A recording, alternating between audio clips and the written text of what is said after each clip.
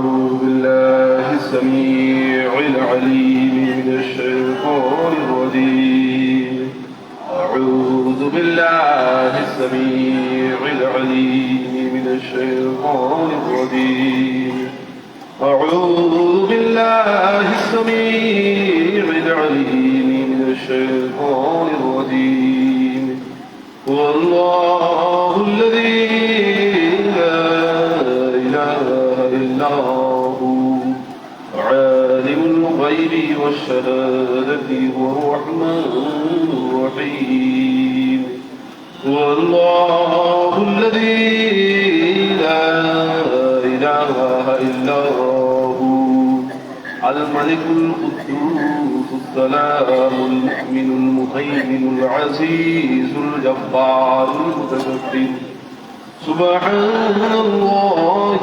عما يشركون والله الخالق البارئ المصور له الأسماء الحسنى يسبح له ما في السماوات والأرض وهو العزيز الحكيم আল্লাহ পাকের বান্দাগণ হুজুর নবী সাল্লাল্লাহু আলাইহি ওয়াসাল্লাম ইরশাদ করেছেন কোন মুসলমান বান্দাবান্দি মাগরিবের নামাজের পরে সূরা হাশরের শেষ কয়েকটি আয়াত তেলাওয়াত করবে সাথে সাথে প্রত্যেক তেলাওয়াতকারী বান্দা এবং বান্দির জন্য আল্লাহ রাব্বুল আলামিন ৭০,০০০ রহমতের ফেরেশতা নিযুক্ত করে দেবেন। আবার যখন ফজরের সময় হয় সকল ফেরেশতারা চলে যায়, এরপরে ফজর নামাজের পর কোন মুসলমান বান্দাবান্দি সূরা হাশরের শেষ কয়েকটি আয়াত তেলাওয়াত করবে, আল্লাহ রাব্বুল আলামিন আবারও প্রত্যেক তেলাওয়াতকারী বান্দা এবং বান্দির জন্য ৭০,০০০ রহমতের ফেরেশতা নিযুক্ত করে দেবেন। তিনি আরো ইরশাদ করেছেন এই সূরা হাশরের শেষ কয়েকটি আয়াতের আমল যারা নিয়মিতভাবে করবে কিয়ামতের ময়দানে হাশরের মাঠে তাদেরকে শাহাদাতের মর্যাদা দান করা হবে। আমরা আল্লাহ পাকের কোরআনের আমল করতে রাজি আছি কিনা? আল্লাহ পাকের বান্দাগণ, এই যে আমরা প্রতি বছর মিজান ময়দানে একত্রিত হই, বিভিন্ন ইসালে সওয়াব মাহফিলে একত্রিত হই, বার্ষিক মাহফিলের সভাতে একত্রিত হই, এই একত্রিত হওয়াটাকে আল্লাহ রাব্বুল আলামিন পছন্দ করেন। একত্রিত হওয়াটাকে আল্লাহ কি করেন? পছন্দ করেন, ভালোবাসেন। আল্লাহ রাব্বুল আলামিন একত্রিত হওয়াকে পছন্দ করেন বিধায় প্রতি বছর হাজার হাজার লাখ লাখ মুসলমান নর নারী আল্লাহ রাব্বুল আলামিনের ঘরে তাওয়াফ করার উদ্দেশ্যে, সাফা মারওয়া সাই করার উদ্দেশ্যে, মিনায় পাথর মারার উদ্দেশ্যে, এরপরে তারা মুজদালিফা আরাফাতের ময়দানে একত্রিত হয়। কারণ এই একত্রিত হওয়াটাকে আল্লাহ রাব্বুল আলামিন ভালোবাসেন। প্রত্যেক সামর্থ্যবান ব্যক্তির জন্য আল্লাহ হজ ফরজ করে দিয়েছেন যেন তারা একটা জায়গায়, নির্ধারিত কিছু জায়গায় একত্রিত হয়। এরপরে প্রতি বছর দুই ঈদের নামাজে মানুষ একত্রিত হয়, মুসল্লিরা ঈদগাহে। এই একত্রিত হওয়াটাকে আল্লাহ রাব্বুল আলামিন ওয়াজিব করে দিয়েছেন। তাহলে একত্রিত হওয়াটাকে আমরা একত্রিত হই, এটা কি কোনো খারাপ উদ্দেশ্য নাকি ভালো উদ্দেশ্য? যখন আল্লাহ পাকের বান্দাগণ একত্রিত হয়ে আল্লাহ পাকের জিকির করে, আল্লাহর কাছে দোয়া করে, মুনাজাত করে, আল্লাহর কাছে যাচনা করে, প্রার্থনা করে, কান্নাকাটি করে, নিজের চোখের অশ্রু জড়ায়, তখন আল্লাহ রাব্বুল আলামিন ফেরেশতাদেরকে ডেকে বলে, ও আমার ফেরেশতারা রে, দেখো দেখো আমার বান্দাদেরকে সৃষ্টি করলে তারা দুনিয়াতে মারামারি করবে, তোমরা বলেছিলে ফিতনা করবে, তারা রক্তারক্তি করবে, কিন্তু তারা একাত্রিত হয়ে আমি আল্লাহকে স্মরণ করছে, আমার জিকির করছে, আমি আমার নবীর প্রতি দরুদ এবং সালাম আদায় করছে, আমার কাছে কান্নাকাটি করছে। তোমরা সাক্ষী থাকো আমার ফেরেশতারা, আমি আমার এই একাত্রিত জামায়াত বান্দা ওদের জীবনের গুনাহ মাফ করে দিলাম। একত্রিত হওয়ার দরকার আছে কিনা? আল্লাহ পাকের বান্দাগণ, জান নাসের কনসার্ট করা ভালো নাকি জিকিরের মাহফিলের দোয়ার মাহফিল আয়োজন করা ভালো? আমরা কি ভালোটা করছি নাকি খারাপটা করছি? ভালো কাজে আমাদেরকে যারা সহযোগিতা করবে তারাও আল্লাহর দরবারে ভালো হবে, তারা আল্লাহর পথে ভালো হয়ে যাবে। আল্লাহ পাকের বান্দাগণের জন্য মানুষের অন্তরটা ঠিক লাগবে। কি লাগবে? অন্তর ঠিক থাকা লাগবে। কারণ চোখ ঠিক আছে, এরপরে হাত পা মাথার গঠন সবকিছু ঠিক আছে, কিন্তু অন্তরের মধ্যে প্রবলতা, অন্তরের মধ্যে যে হিংসা বিদ্বেষ রয়েছে, তাহলে ওই ব্যক্তি কি আল্লাহর কাছে মাকবুল হবে, গৃহীত হবে?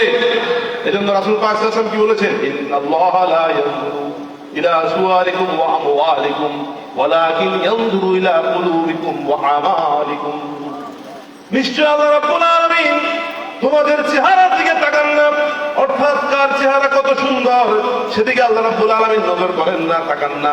কার সম্পদ কত বেশি সেটার দিকে আল্লাহ রাব্বুল আলামিন তাকান না, বরং আল্লাহ দেখেন, আল্লাহ লক্ষ্য করেন, আল্লাহ তাকান তোমাদের অন্তরের দিকে এবং তোমাদের আমল সমূহের দিকে। তাহলে আমাদের অন্তর ঠিক থাকতে হবে। আমাদের অন্তর যদি ঠিক থাকে আমাদের আমলও ঠিক হয়ে যাবে। আর অন্তরের মধ্যে যদি বক্রতা থাকে, অন্তরের মধ্যে যদি নবী মুহাম্মদ রাসূলুল্লাহর প্রতি বিদ্বেষ থাকে, আশিক রাসূলদের প্রতি বিদ্বেষ থাকে, পীর মাশায়েখ হক্কানি আউলিয়া کرام ওলামা کرامদের প্রতি বিদ্বেষ থাকে, তাহলে সে ব্যক্তি যত আমল করুক, যত ধরনের ইবাদত করুক, কোনো ইবাদত আল্লাহর কাছে পছন্দনীয় হবে না, কারণ তার অন্তরের মধ্যে ভেজাল। আল্লাহ পাকের বান্দাগণ খেয়াল করে দেখুন, রাসূল পাক সাল্লাল্লাহু আলাইহি ওয়াসাল্লামের যুগে আবু জেহেলের চেহারা সুন্দর ছিল, কারণ সে কুরাইশ বংশের লোক ছিল। আবু লাহাব সুন্দর ছিল, কারণ সে কুরাইশ বংশের লোক ছিল। উতবা সাহেবা এরা আরবীয় ছিল, এদের চেহারা সুন্দর ছিল, শরীরের গঠনাকৃতি সুন্দর ছিল, কিন্তু তাদের অন্তরের মধ্যে রাসূল পাক সাল্লাল্লাহু আলাইহি ওয়াসাল্লামের প্রতি বিদ্বেষ শত্রুতা থাকার কারণে আল্লাহ রাব্বুল আলামিন তাদেরকে বিজয় হিসাবে জাহান্নামে পাঠিয়ে দিয়েছেন। আল্লাহ তাদের অন্তরের দিকে খেয়াল করেছেন, তাদের অন্তরের মধ্যে বক্রতা ছিল, রাসূল পাক সাল্লাল্লাহু আলাইহি ওয়াসাল্লামের বিদ্বেষ ছিল, শত্রুতা ছিল, হিংসা ছিল। এরপরে হযরত বিলাল রাদিয়াল্লাহু তাআলা আনহু, তার চেহারা বেশি সুন্দর ছিল না, তিনি অতি ফর্সাও ছিলেন না, কিন্তু তার অন্তরের মধ্যে নবীর প্রেম ছিল। এজন্য বিলাল রাদিয়াল্লাহু তাআলা আনহু নবীর প্রেম নিয়ে, আল্লাহর একত্ববাদের নূর নিয়ে যখন জমিনে আযান দিয়েছেন, সেই আযানের আওয়াজ সাত আসমান বেদ করে আল্লাহর আরশ ও আযমে পৌঁছে গেছে, কারণ তার অন্তর ঠিক ছিল। এভাবে আমাদের অন্তর পরিষ্কার রাখতে হবে। এই অন্তরের পরিষ্কারের জন্যই হক্কানি পীর মাশায়েখগণ দিনের পর দিন, রাতের পর রাত পরিশ্রম করে মানুষের অন্তর পরিষ্কার করেছে, কারণ অন্তর পরিষ্কার করলে সেই পরিষ্কার অন্তরে আল্লাহ রাব্বুল আলামিন আল্লাহর ইশক প্রেমের মতো সত্য জিনিস, আল্লাহর নবী মুহাম্মদ রাসূলুল্লাহর ইশক প্রেমের মতো সত্য জিনিস, নির্বেজাল জিনিস, সেই নির্বেজাল অন্তরের মধ্যে আল্লাহ প্রতিস্থাপন করে দেবে। আর অন্তরের মধ্যে ভেজাল থাকলে, বক্র থাকলে, নবী মুহাম্মদ রাসূলুল্লাহর ব্যাপারে হিংসা বিদ্বেষ থাকলে, তার তালিমের ব্যাপারে, সম্মানের ব্যাপারে যদি কোন ধরনের যে অন্তরের মধ্যে বক্র থাকে, তাহলে সেই বক্র অন্তরে, সেই খারাপ অন্তরে কোনদিন আল্লাহ রাব্বুল আলামিন আল্লাহর প্রেমের মতো এত বড় দৌলত, সত্য বিষয়, নবী মুহাম্মদ রাসূলুল্লাহর ইশকের মতো এত দামি জিনিস সেই অন্তরে কোনদিন রাখতেন না। তাই আল্লাহ পাকের বান্দাগণ, এই কাল, অন্তরকে আরবিতে কি বলা হয়? কাল। কাল শব্দের অর্থ হচ্ছে অন্তর, আবার কাল শব্দের অর্থ হচ্ছে পরিবর্তন। প্রত্যেক অবস্থায়, প্রত্যেক মুহূর্তে মানুষের অন্তরে পরিবর্তন আছে কি নাই? প্রত্যেকটা মুহূর্তে মানুষের অন্তরে পরিবর্তন হয়।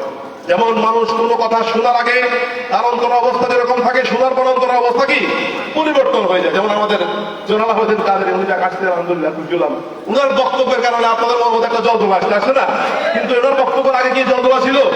তাহলে অন্তরের অবস্থা পরিবর্তন হয় বিধায় এই অন্তরটাকে কাল বলা হয়। কি বলা হয়? কাল বলা হয়। মান ইয়াহদিয়াল্লাহু ফালা মুদিল্লা লাহু ওয়া মান ইউদ্লিলহু ফালা হাদিয়া লাহু। আমরা আল্লাহ রাব্বুল আলামিন যাদেরকে হেদায়েত দেখান তাদের অন্তর পরিষ্কার করে দেন, আর যাদেরকে আল্লাহ রাব্বুল আলামিন হেদায়েত করেন না তাদেরকে কেউ হেদায়েত করার মতো আর থাকে না। এজন্য আল্লাহ কি বলেছেন যে ইন্নাল্লাযীনা কাফারু সাওয়াউন আলাইহিম আনযারতাহুম আম লাম তুনযিরহুম লা ইউমিনুন খাতামাল্লাহু আলা কুলুবিহিম। আল্লাহ রাব্বুল আলামিন কাফেরদের অন্তরের মোহর মেরে দিয়েছেন। যেই অন্তরের মুখ দিয়ে আল্লাহর তাওহীদের নূর, ঈমান প্রবেশ করবে, নবী মুহাম্মদ রাসূলুল্লাহর মহব্বত প্রবেশ করবে, সেই অন্তরের মুখ বন্ধ করে দিয়েছেন আল্লাহ। আবু জেহেল, আবু লাহাব, উতবা, সায়বা তাদের অনুসারীদেরকে, ফেরাউন, নমরুদ, তাদের অন্তরের মুখ বন্ধ ছিল বিধায় তারা নবীকে দেখেও ঈমান আনে নাই। আর আমাদের অন্তরের মুখ খোলা বিধায় আমরা না দেখেও ঈমান এনেছি। এটা আল্লাহ আমাদেরকে হেদায়েত দিয়েছেন। আল্লাহ আমাদের কি করেছে? হেদায়েত দিয়েছেন। এই জন্য অন্তরের অবস্থা মুহূর্তে মুহূর্তে পরিবর্তন হয়। এই জন্য রাসূল পাক সাল্লাল্লাহু আলাইহি ওয়াসাল্লাম আমাদেরকে দোয়া শিক্ষা দিয়েছেন, ইয়া মুসাররিফাল কুলুব সাব্বিত কলবি আলা তাআতিক, ইয়া মুকাল্লিবাল কুলুব সাব্বিত কলবি আলা দীনিক। রাসূল পাক সাল্লাল্লাহু আলাইহি ওয়াসাল্লামের অন্তর পরিবর্তন, অর্থাৎ নাউযুবিল্লাহ মিন যালিক, আল্লাহর দ্বীনের প্রতি সর্ব অবস্থায় কি ব্যস্ত ব্যাকুল ছিল, অর্থাৎ রুজু ছিল আল্লাহর দিকে। কিন্তু এরপরেও আল্লাহ রাব্বুল আলামিনের প্রিয় হাবিব হুজুর নূহ সাল্লাল্লাহু আলাইহি ওয়াসাল্লাম রাহমাতুল লিল আলামিন আমাদেরকে দোয়া শিক্ষা দিয়ে গেছেন, কারণ তিনি বলেছেন বুইস্তু মুআল্লিমান, আমি মুআল্লিম হিসাবে, শিক্ষক হিসাবে দুনিয়াতে প্রেরিত হয়েছি। এই জন্য তিনি আমাদেরকে দোয়া শিক্ষা দিয়েছেন, আমরাও এই দোয়া করতে হবে যে হ্যাঁ আল্লাহ অন্তর পরিবর্তনকারী আল্লাহ, আপনি আমাদের অন্তরগুলোকে, আমাদের অন্তরকে আপনার দ্বীনের উপরে, আপনার বিধানের উপরে, আপনার ইসলামের উপরে এবং আপনার হেদায়েতের উপরে রাখুন। সুবহানাল্লাহ, আমিন। আল্লাহ পাকের বান্দাগণ, এই অন্তরের কালবের কথাটা পবিত্র কোরআনে 200 বারের উপরে এসেছে। কয়শোবার উপরে? তাহলে অন্তরের গুরুত্ব থাকার কারণেই তো আল্লাহ রাব্বুল আলামিন 200 বারের উপরে কালবের কথা বলেছেন। এজন্য হক্কানি পীর মাশায়েখগণ সর্বপ্রথম কিসের সবক দেয়? কালবের সবক দেয়। এই কালব আমাদেরকে মেনে নিতে হবে। কালব বাম স্তনের 2 আঙ্গুল নিচে, বাম স্তনের 2 আঙ্গুল কি নিচে কালব। কিন্তু একদল গদ্দপ বেকুব মাওলানা, আমি ওদিন শুনে আফসোস করতেছি, আর একটাই পড়ালেখা করলো, সে বলল অন্তর দরকার নাই, সে বলল মানুষের কলব অন্তর নাকি মাথার ভিতরে। নাউযুবিল্লাহ।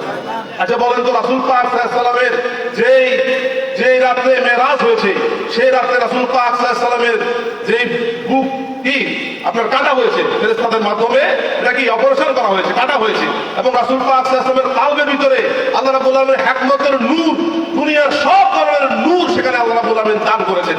রাসূল পাক সাল্লাল্লাহু আলাইহি ওয়াসাল্লামের অন্তর যদি মাথার ভিতরে থাকতো তাহলে মাথাটা কাটা হতো। আরে অন্তর যদি মাথার ভিতরে থাকতো, রাসূল পাক সাল্লাল্লাহু আলাইহি ওয়াসাল্লামের কি বুক কাটা হয়েছে নাকি মাথা কাটা হয়েছে? তার অর্থ হলো অন্তরটা, কালটা মানুষের কি যে বুকের মধ্যে সদর, এই সদর বলা হয় যে বুকের মধ্যে অবস্থিত অন্তর, এই সদর, এই শয়তান সেখানে গিয়ে ওয়াসওয়াসা দেয়। তাহলে তার ভিতরে যদি ইলমে তাসাউফের জ্ঞান, ইলমে মারিফাতের জ্ঞান, ইলমে কালবের জ্ঞান, ইলমে নূর জ্ঞান, ইলমে বাতিনের জ্ঞান, ইলমে আসরারের জ্ঞান, ইলমে বাসিরতের জ্ঞান থাকতো, তাহলে ওই মাওলানা কোনোদিনও বলতো না যে অন্তর কালবের ভিতরে, যে কালটা মানুষের মাথার ভিতরে থাকে, এই কথাটা সে কোনোদিনও বলতো না।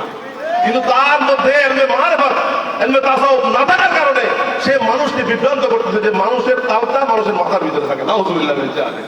আসলে এই কথাটা তাকে শয়তানে বলাইছে। কে বলাইছে? শয়তানে বলাইছে। কারণ যার শায়েখ নাই, যার হক্কানি পীর মাশায়েখ নাই, তাকে পরিচালনা করে শয়তান। তাকে পরিচালনা কে করে?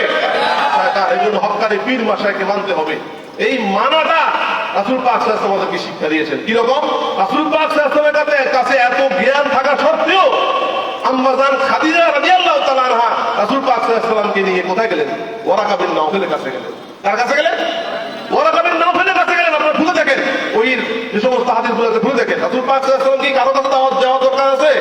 কিন্তু এরপর আল্লাহ হুকুমের ভিতরে ছিল রাসূল পাক সাল্লাল্লাহু আলাইহি ওয়াসাল্লাম ওয়ারাকা বিন নাওফলের কাছে গিয়ে আমাদেরকে শিক্ষা দিয়েছেন যে তোমরা যত বড় জ্ঞানী হও না কেন, আশেপাশে যদি কোনো আলেম ওলামা থাকে, কোন হক্কানি পীর মাশায়েখ থাকে, আল্লাহর ওয়াস্তে, আল্লাহর খাতিরে তোমরা তার সাথে দেখা করতে যাইও। আমি নবী মুহাম্মদ রাসূলুল্লাহ যেভাবে ওয়ারাকা বিন নাওফলের কাছে গিয়েছি। আল্লাহু আকবার। এটা আমাদের জন্য শিক্ষা, এটা আমাদের জন্য কি শিক্ষা। কিন্তু আমরা আজকে এমন একটা পরিস্থিতি হয়েছে, আল্লাহ থেকে দূরে সরানোর জন্য, নবীর প্রেম থেকে দূরে সরানোর জন্য, জিকির আজকার থেকে, মুরাকাবা মুশাহাদা থেকে দূরে সরানোর জন্য, ইত্তেবায়ে সুন্নাতের আমল থেকে দূরে সরানোর জন্য আজকে কিছু মুনাফিক নামধারী মুসলমান তারা কাজ করতেছে মানুষ যেন আল্লাহর ওলিদের দরবারে না যায়। কিন্তু আপনি আল্লাহকে বুঝতে হলে, আল্লাহকে চিনতে হলে আল্লাহর ওলিদের দরবারে যেতে হবে। আর রাহমানু ফাসআল বিহি খাবীরা, সূরা ফুরকান খুলে দেখেন পবিত্র কোরআনে, যে রহমান আল্লাহ, তার সম্পর্কে আপনি তাকে জিজ্ঞাসা করবেন, অর্থাৎ তুমি তাকে জিজ্ঞাসা করো। আর রহমান আল্লাহ সম্পর্কে, যিনি আল্লাহ সম্পর্কে জ্ঞান তাকে দান করেছেন। আল্লাহু আকবার। অর্থাৎ যার কাছে আল্লাহ সম্পর্কে জ্ঞান আছে, আল্লাহ সম্পর্কে সুস্পষ্ট ধারণা আছে, ইলম আছে, আল্লাহর পরিস্থিতি যার ভিতরে আছে, তার কাছে আল্লাহ সম্পর্কে জানতে জানার জন্য তার কাছে যাও। অতএব হক্কানি পীর মাশায়েখ আউলিয়া কেরামদের অন্তরের ভিতরে আল্লাহর প্রেম মহব্বত আছে বিধায় তারা সঠিক বিষয়গুলো, আল্লাহ সম্পর্কে বিষয়গুলো আপনাকে জানাবে। অতএব আল্লাহ সম্পর্কে জানতে হলে অবশ্যই ওই হক্কানি পীর মাশায়েখ, হক্কানি আলেম ওলামা, আল্লাহ বাবাদের কাছে যেতে হবে। এটা আল্লাহর কথা। কার কথা? ফাসআল বিহি খাবীরা। কোরআন শরীফ পড়ে দেখেন যে তার সম্পর্কে যাকে আমি আল্লাহ খবর দিয়েছি, জানিয়েছি, তাকে জিজ্ঞেস করো। সুতরাং কোন যে বিধর্মীর ঠাকুরকে, কোন বিধর্মীর পাদ্রীকে যদি আপনি আল্লাহ সম্পর্কে জিজ্ঞাসা করেন, সে কি আল্লাহ সম্পর্কে আপনাকে সুস্পষ্ট ধারণা দিতে পারবে? কিন্তু হক্কানি পীর মাশায়েখকে যদি আপনি আল্লাহ সম্পর্কে জিজ্ঞাসা করেন, তিনি আপনাকে এত সুন্দরভাবে ধারণা দিতে পারবে যে সাথে সাথে আপনার অন্তরটা আল্লাহর দিকে ঝুঁকে পড়বে। অতএব হক্কানি পীর মাশায়েখের দরবারে যাবেন, তাদের সাথে সম্পর্ক রাখবেন, তাদেরকে ভালোবাসবেন। আল্লাহ পাকের বান্দাগণ কোন সময়ে কার অবস্থা কিরকম হয়ে যায় বলা যায় না। অনেক বিধর্মীকে আল্লাহ রাব্বুল আলামিন ধার্মিক বানিয়েছেন, অনেক মুশরিক, অনেক ইহুদি নাসারাকে আল্লাহ রাব্বুল আলামিন ইসলামের আলো দেখিয়েছেন। এরা হেদায়েতের মালিক কে? আল্লাহ। আমি একটা ঘটনা বলেই যে কথা শেষ করব, মানুষের অন্তরের অবস্থা দেখেন। হযরতে ইমাম যে হাবিব আজমি রহমতুল্লাহ আলাইহি, তিনি প্রথম প্রাথমিক অবস্থায় যে সুদের লেনদেন করতেন, মারাত্মক সুদ করছিলেন। এক ব্যক্তি সুদের টাকা না দেওয়ার কারণে তার বাড়িঘর পর্যন্ত তিনি বিক্রি করাইছেন তার দ্বারা, যে তুমি আমাকে টাকা দিতেই হবে। সে সর্বশান্ত হয়ে নিজের বাড়িঘর বিক্রি করে সে নিঃস্ব হয়ে যে টাকাটা, সে লাভের টাকাটা হাবিব আজমিকে ফেরত দিতে হলো। এত মারাত্মক সুদ করছিলেন তিনি। এরপরে ওই লোকটা আল্লাহর কাছে বদদুয়া করেছেন যে আল্লাহ আপনি এর বিচার করবেন। ওই টাকা দিয়ে হাবিব আজমি বাজার থেকে গোস্ত কিনে যখন বাড়িতে গেলেন, তার বিবি রান্না বান্না করলেন এবং তার হাতে যখন গোস্ত দিলেন, দেখলেন যে প্রত্যেকটা গোস্তের টুকরা এক একটা রক্তপিণ্ড হয়ে গেল, রক্তের টুকরা হয়ে গেল, রক্তের খণ্ড হয়ে গেল।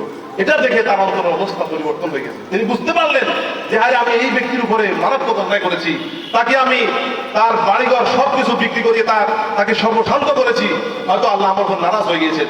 এই অবস্থা দেখে তিনি সাথে সাথে সুদ থেকে তিনি কি করলেন? তওবা করলেন। তওবা করে যাবতীয় টাকা পয়সা সবার কাছে ফেরত দিয়ে তিনি আর সারা জীবনের জন্য তওবা যে সুদের লেনদেন করলেন না। তিনি আল্লাহর কাছে কান্নাকাটি করলেন। এই তওবা করার কারণে আল্লাহ রাব্বুল আলামিন তাকে আল্লাহর ওলি হিসেবে কবুল করে নিয়েছে, আল্লাহর বন্ধুতে পরিণত করে দিয়েছে। আল্লাহর প্রেম মহব্বত অন্তরের মধ্যে যখন ফয়দা হয়ে গেল, অন্তর ভরপুর হয়ে গেল, এই অন্তর ভরপুর প্রেম মহব্বত নিয়ে তিনি নামাজের ইমামতি করলেন, মাগরিব কিংবা এশার নামাজের ইমামতি করলেন। এই অবস্থায় তৎকালীন তাবি হযরত হাসান বসরি রাহমাতুল্লাহ আলাইহি তিনি তার পিছনে ইক্তেদা করলেন।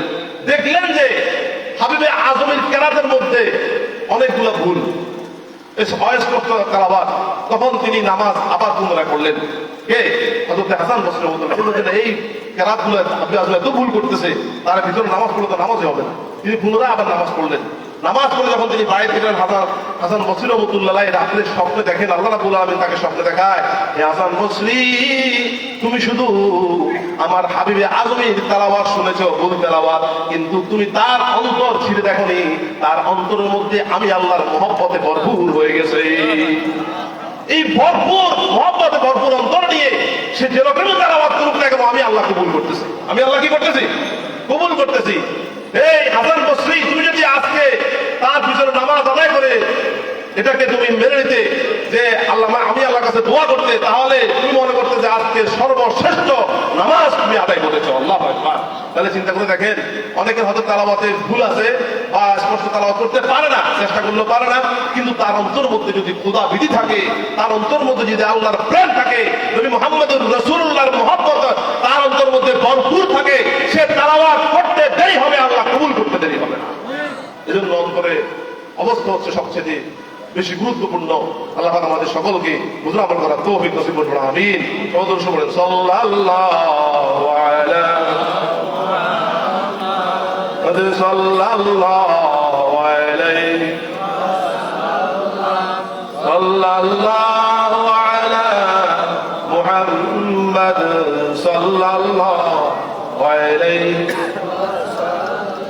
মানুষ যখন একটা গুনাহ করে, একটা কালো দাগ, গুনার কালো দাগ অন্তর মধ্যে লেগে যায়। দুটা গুনাহ করলে দুটা কালো দাগ লেগে যায়। এভাবে 10টা করলে 10টা কালো দাগ, 20টা গুনাহ করলে 20টা কালো দাগ, 100টা গুনাহ করলে 100টা কালো দাগ অন্তরের মধ্যে লেগে যায়। তাহলে আমরা কম বেশি গুনাহ আছে কিনা, গুনাহ করি কিনা, আমার অন্তরের মধ্যে দাগ লেগে যাচ্ছে। এই দাগ দুনিয়ার কোনো সাবান, কোনো হুইল পাউডার, এরপরে যত ধরনের ডিটারজেন্ট পাউডার আছে, এরপরে যত ধরনের যে কাপড় থেকে ময়লা উঠানো যত ধরনের ব্যবস্থা আছে, কোন ব্যবস্থা কি কাজ হবে? অন্তরের ময়লা দূর করতে পারবেন? সাবান দিয়ে কাপড়ের ময়লা দূর করা যায়, গায়ের ময়লা দূর করা যায়, কিন্তু অন্তরের ময়লা দূর করতে হলে একমাত্র ঔষধ, একমাত্র ব্যবস্থা হচ্ছে আল্লাহর জিকির।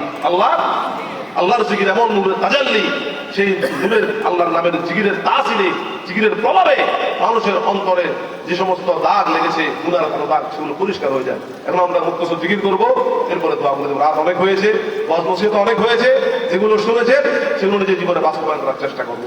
সবাই চক্ষু বন্ধ করে মানুষ করে দুই হচ্ছে কালবে দিকে ধ্যান করি, করি আমি আমার কালবে তোর মতো আছে, কাল আল্লাহ বলে আশাদিন তোর মতো আছে, আল্লাহ বলে আশাদের মধ্যে কাদিরও চেষ্টা থেকে নিজ যে নাফিস বা জিকিরের পয়েন্ট আমার কাল প্রদান করি। আল্লাহ বিসমিল্লাহির রহমানির রহিম। লা ইলাহা ইল্লাল্লাহ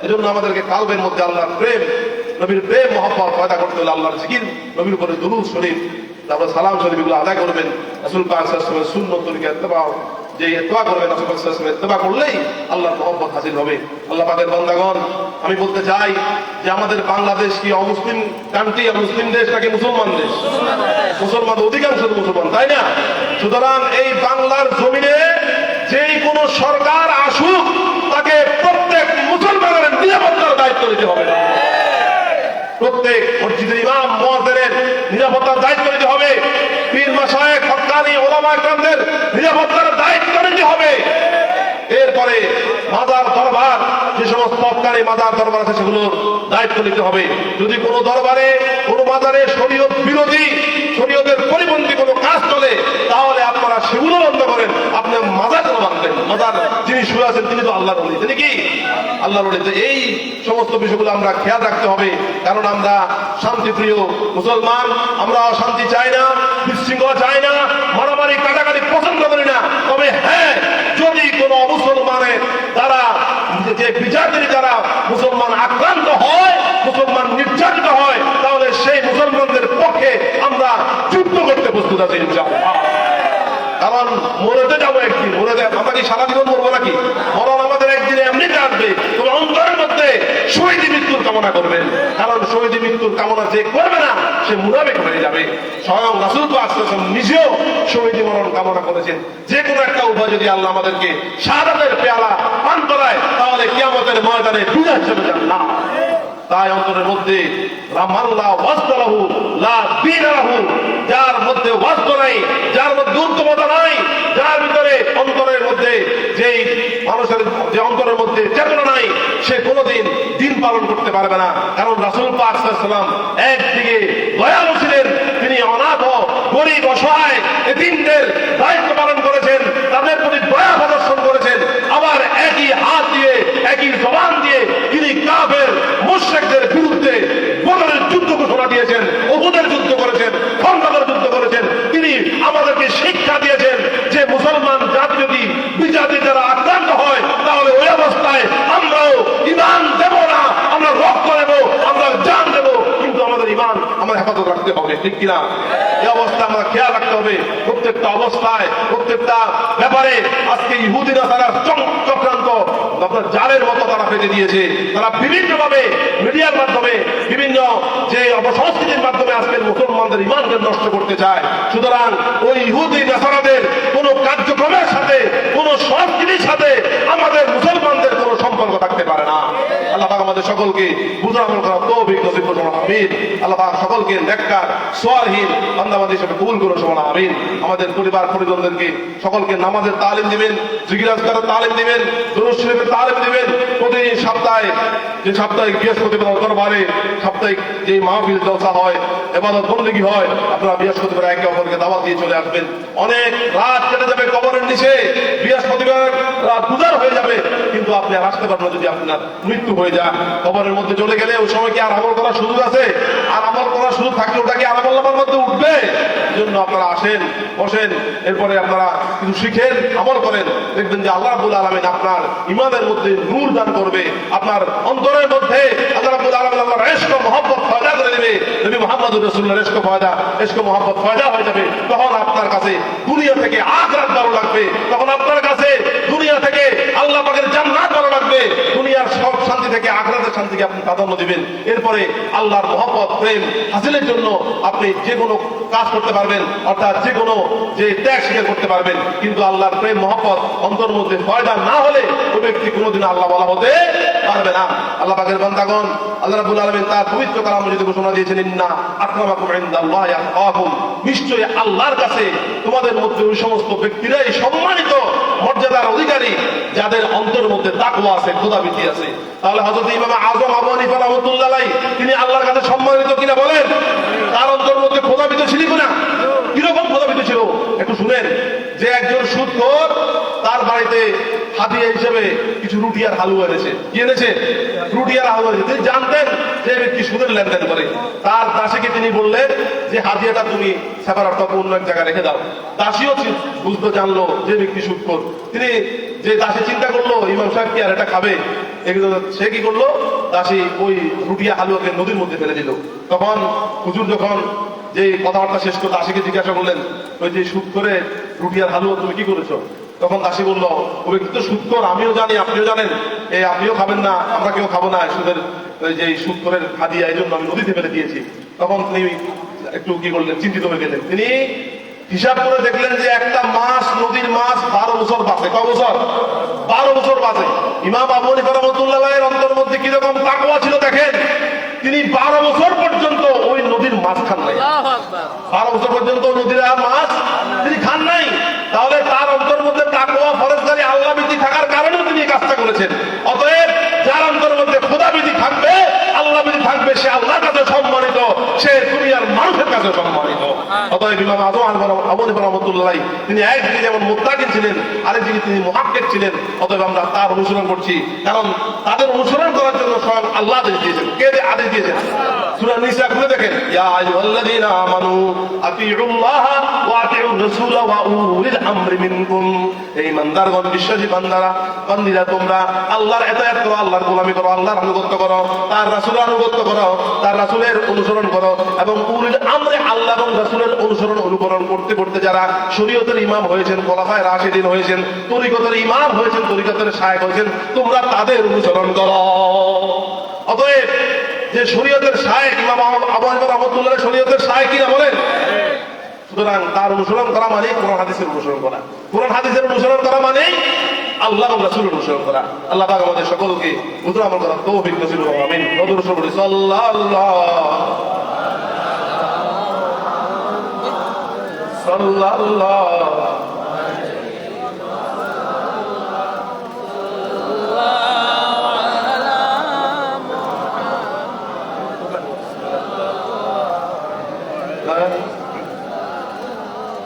আল্লাহ পাক আমাদের সকলকে বুঝে আমল করার তৌফিক নসিব করুন। আমিন। আমরা যেন হক্কানি পীর মাশায়েখের, হক্কানি আউলিয়া কেরামদের সাথে থাকতে পারি, তোমরা আমিন। এবং আমরা যেন সবাই ঐক্যবদ্ধ হয়ে আমরা যেন এই জমিনে, বিশেষ করে বাংলা লোকে আউলিয়া কেরামদের দামান, আউলিয়া কেরামদের পতাকা যেন আমরা বাংলার জমিনে ধরে রাখতে পারি, তোমরা আমিন। কারণ আমরা এই বাংলাদেশের মধ্যে ইসলাম পেয়েছি আউলিয়া কেরামদের মাধ্যমে, আমরা ইসলামকে অন্য কারোর মাধ্যমে পেয়েছি। সুতরাং তাদের অনুসরণ অনুকরণ করা আমাদের অবশ্যই জরুরি এবং তাদেরকে মহব্বত করাও জরুরি। আল্লাহ পাক আমাদের সকলকে কবুল করুন। আমিন। اللهم آمين. اللهم صل على سيدنا محمد وسيلة إليك وآله وسلم. اللهم صل على سيدنا محمد معدن الجود والكرام وسلم. اللهم صل على سيدنا محمد النبي الأمي وآله وسلم. اللهم صل على سيدنا محمد وآله الفارغ والروح. الحمد لله رب العالمين الرحمن الرحيم مالك يوم الدين. إياك نعبد وإياك نستعين. اهدنا الصراط المستقيم صراط الذين أنعمت عليهم غير المغضوب عليهم ولا الضالين.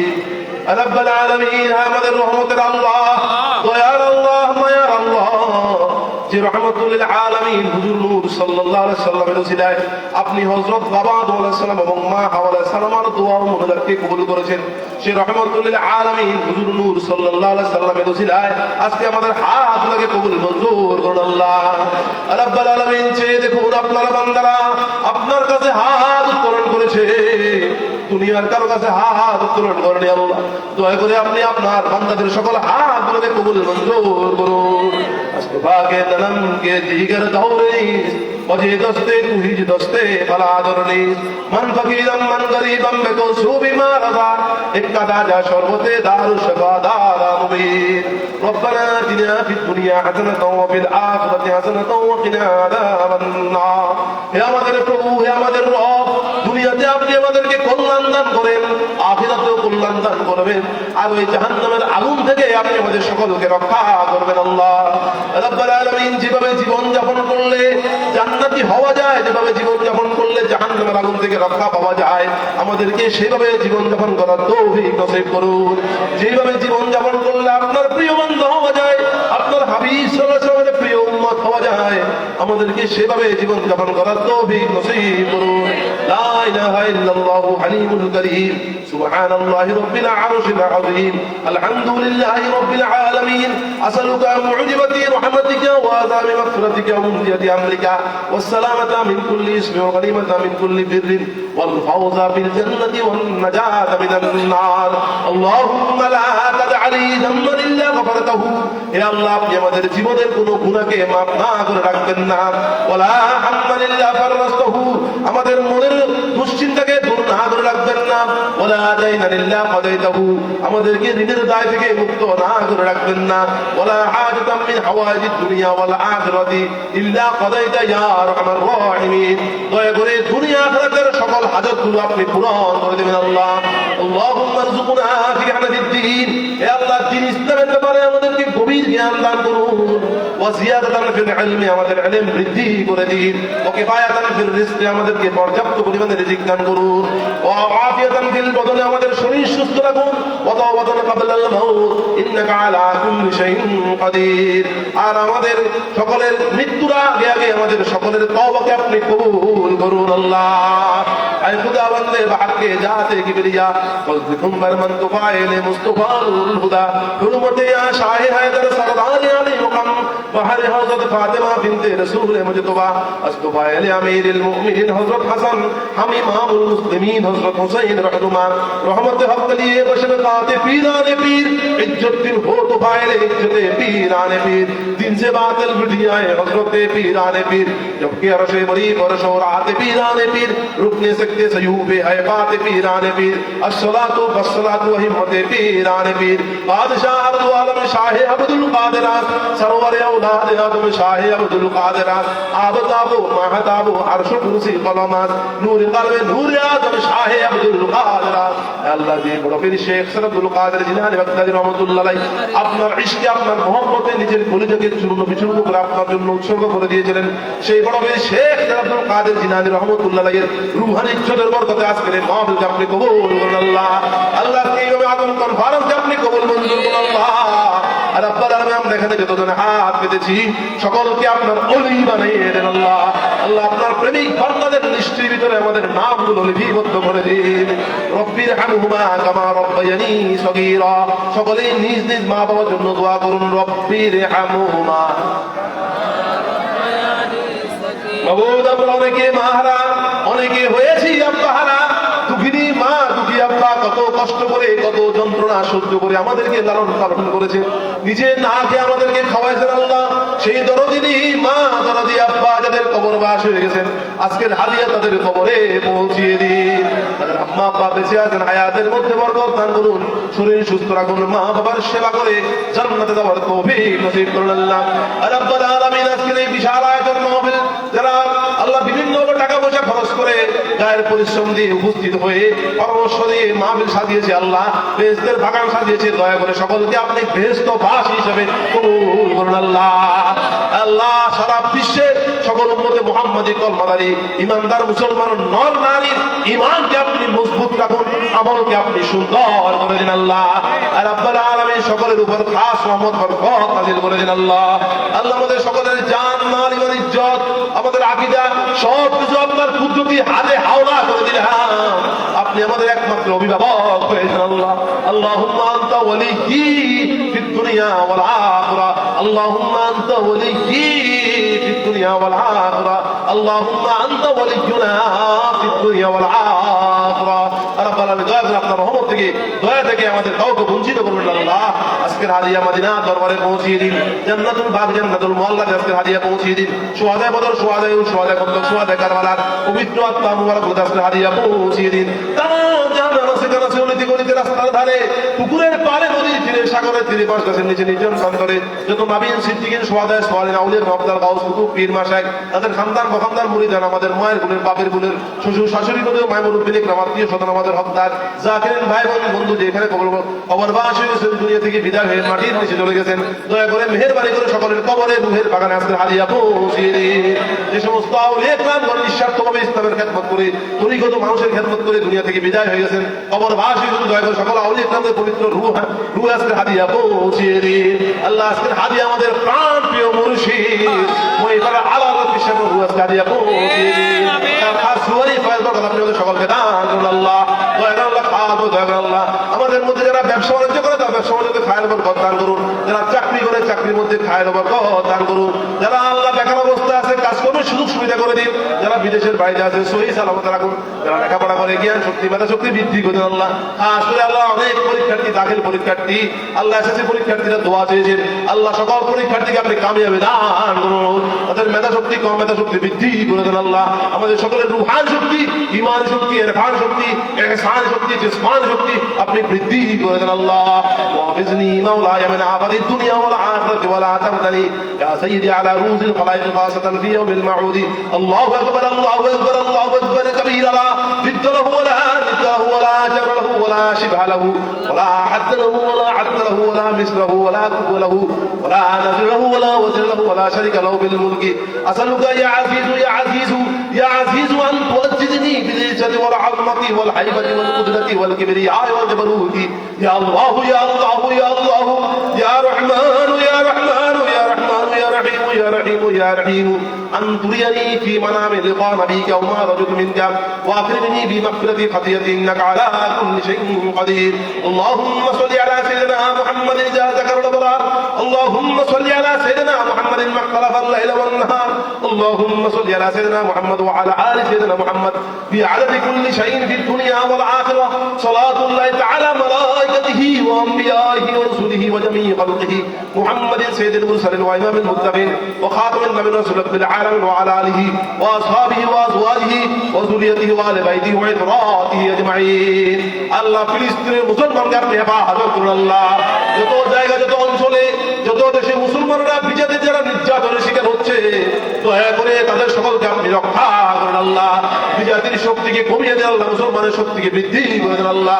আল্লাহ আমাদের দেশের উপরে আপনি খাস রহমত বরকত নাযিল করে দেন আল্লাহ। যত ধরনের সমস্যা আছে সমস্যা সমাধান করে দিন। আল্লাহুম্মা সাল্লি আলা মুহাম্মাদ ওয়া জিবরাইলা ওয়া মিকাইলা ওয়া ইসরাফিলা ওয়া আজরাইলা ওয়া মুনকারা ওয়া নাকিরা ওয়া আলা হামালাতিল আরশি ওয়াল কিরামাল কাদিমিন ওয়া সাল্লামা তাসলিমান কাসীরান কাসীরা বিরহমাতিকা ইয়া আরহামার রাহিমিন। আসসালামু আলাইকুম ওয়া রাহমাতুল্লাহ।